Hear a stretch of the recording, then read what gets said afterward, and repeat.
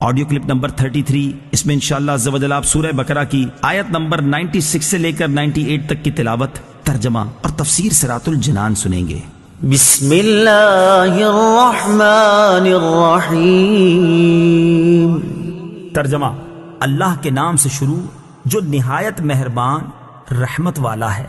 وَلَتَجِدَنَّهُمْ أَحْرَصَ النَّاسِ عَلَى حَيَاةٍ وَمِنَ الَّذِينَ أَشْرَكُوا يَوَدُّ أَحَدُهُمْ لَوْ يُعَمَّرُ أَلْفَ سَنَةٍ وَمَا هُوَ بِمُزَحْزِحِهِ مِنَ الْعَذَابِ أَن يُعَمَّرَ وَاللَّهُ بَصِيرٌ بِمَا يَعْمَلُونَ۔ ترجمہ: اور بے شک تم ضرور انہیں پاؤ گے کہ سب لوگوں سے زیادہ جینے کی ہوس رکھتے ہیں، اور مشرکوں میں سے ایک گروہ تمنا کرتا ہے کہ کاش اسے 1000 سال کی زندگی دے دی جائے، حالانکہ اتنی عمر کا دیا جانا بھی اسے عذاب سے دور نہ کر سکے گا، اور اللہ ان کے تمام اعمال کو خوب دیکھ رہا ہے۔ احرص الناس علی حیاہ، لوگوں میں سب سے زیادہ جینے کی ہوس رکھتے ہیں۔ تفسیر صراط الجنان میں ہے، مشرکین کا ایک گروہ مجوسی ہے، آپس میں سلام کے موقع پر کہتے ہیں زہ 1000 سال یعنی 1000 برس جیو۔ ان کے اس قول کے پیش نظر آیت کا خلاصہ یہ ہے کہ اے حبیب صلی اللہ تعالی علیہ وآلہ وسلم، مجوسی مشرک 1000 برس جینے کی تمنا رکھتے ہیں، اور یہودی ان سے بھی بڑھ گئے کہ انہیں جینے کی ہوس سب سے زیادہ ہے، حالانکہ اتنی عمر کا دیا جانا بھی اسے جہنم کے عذاب سے دور نہ کر سکے گا، اور اللہ تعالیٰ ان کے تمام اعمال کو خوب دیکھ رہا ہے، اور ان کا کوئی حال اللہ تعالیٰ سے چھپا ہوا نہیں۔ دنیاوی زندگی کے حریص کون؟ یاد رہے کہ کفار دنیاوی زندگی پر حریص ہوتے ہیں اور موت سے بہت بھاگتے ہیں، جبکہ مومن کی شان یہ ہے کہ وہ اگر زندگی چاہتا ہے تو صرف اس لیے کہ زیادہ نیکیاں کرے، آخرت کا توشہ جمع کرے، اور آخرت کا زاد راہ جمع کرنے کے لیے زندگی چاہنا اچھا ہے کہ یہ زندگی کی ہوس نہیں بلکہ آخرت کی تیاری ہے۔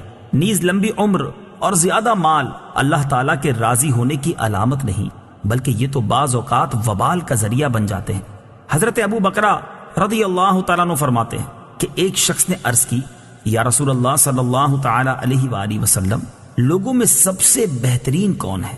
ارشاد فرمایا، جس کی عمر لمبی ہو اور عمل نیک ہو۔ اس شخص نے پھر عرض کی، لوگوں میں سب سے برا کون ہے؟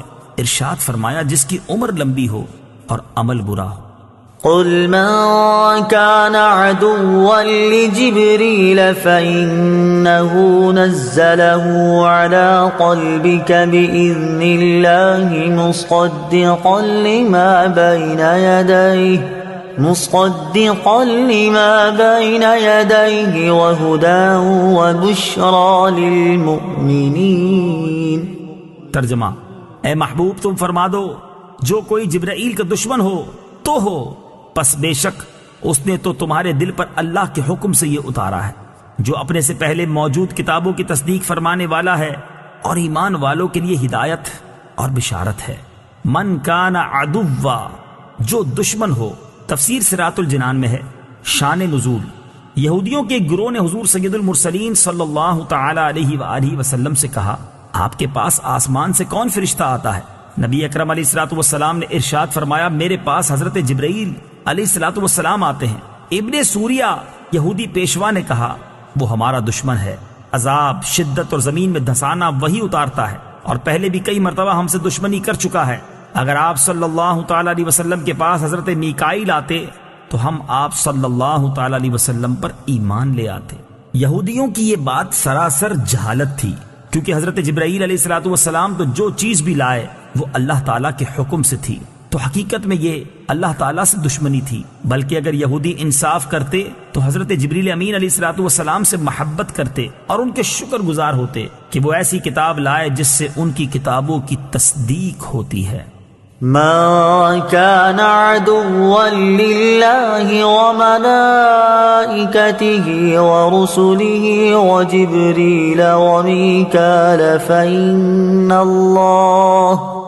فإن الله عدو للكافرين۔ ترجمہ: جو کوئی اللہ اور اس کے فرشتوں اور اس کے رسولوں اور جبرائیل اور میکائیل کا دشمن ہو تو اللہ کافروں کا دشمن ہے۔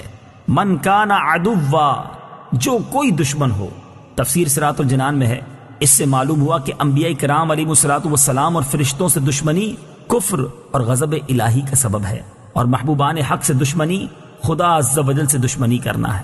حضرت جبریل امین علیہ الصلوۃ والسلام انبیاء کرام کے خادم ہیں، ان کا دشمن رب تعالی کا دشمن ہے۔ یہ بھی معلوم ہوا کہ ایک فرشتے سے عداوت سارے فرشتوں سے عداوت ہے۔ یہی حال انبیاء کرام علیہ الصلوۃ والسلام اور اولیاء اعظام رحمۃ اللہ تعالی علیہم سے عداوت رکھنے کا ہے۔ بخاری شریف کی حدیث ہے، حضرت ابو ہریرہ رضی اللہ تعالی عنہ سے روایت ہے، حضور اقدس صلی اللہ تعالی علیہ وآلہ وسلم فرماتے ہیں کہ اللہ تعالیٰ نے فرمایا، جو میرے کسی ولی سے دشمنی کرے اسے میں نے لڑائی کا اعلان کر دیا۔